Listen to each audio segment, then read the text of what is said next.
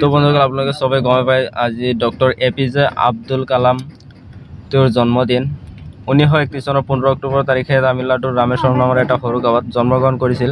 তেওঁৰ পৰিয়াল এক সাদা মুছলিম পৰিয়াল আছিল। শৈশৱকালত বহু সমস্যাৰ সন্মুখীন হোৱাৰ পাছতো তেওঁ নিজৰ অধ্যয়নৰ প্ৰতিটি ধাপত নিষ্ঠা আৰু কঠোৰ পৰিশ্ৰমেৰে আগুৱাই গৈছিল। তেওঁৰ প্ৰাথমিক শিক্ষা ৰামেশ্বৰমত হৈছিল আৰু পাছত তেওঁ মাদ্ৰাছ ইনষ্টিটিউট অফ টেকনলজি পৰা বায়ো ইঞ্জিনিয়াৰিং ডিগ্ৰী লাভ কৰিছিল। তেওঁ ভাৰতৰ মিছাইলমেন আছিল হিচাপে জনাজাত আছিল কাৰণ তেওঁৰ নেতৃত্ব অগ্নি আৰু পৃথ্বী নামৰ মিছাইল সফল পৰীক্ষা হৈছিল।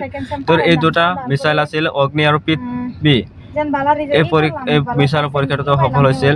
তেওঁৰ ভাৰতৰ পৰমাণু কাৰ্যসূচী গুৰুত্বপূৰ্ণ অৱদান আগবঢ়াইছিল। 2002 চনত তেওঁ ভাৰতৰ 11তম ৰাষ্ট্ৰপতি হিচাপে নিযুক্ত হৈছিল।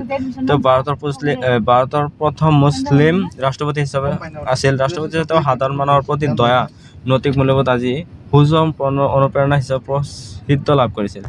ডক্টৰ কালাম 2015 চনৰ 27 জুলাইৰ দিনা শ্বিলঙত বক্তৃতা দিয়াৰ সময়তে মৃত্যুবৰণ কৰিছিল। তেওঁৰ জীৱনটো স্বপ্ন দেখা আৰু সেই স্বপ্ন পূৰণৰ বাবে কাম কৰা শিকাই দিয়ে।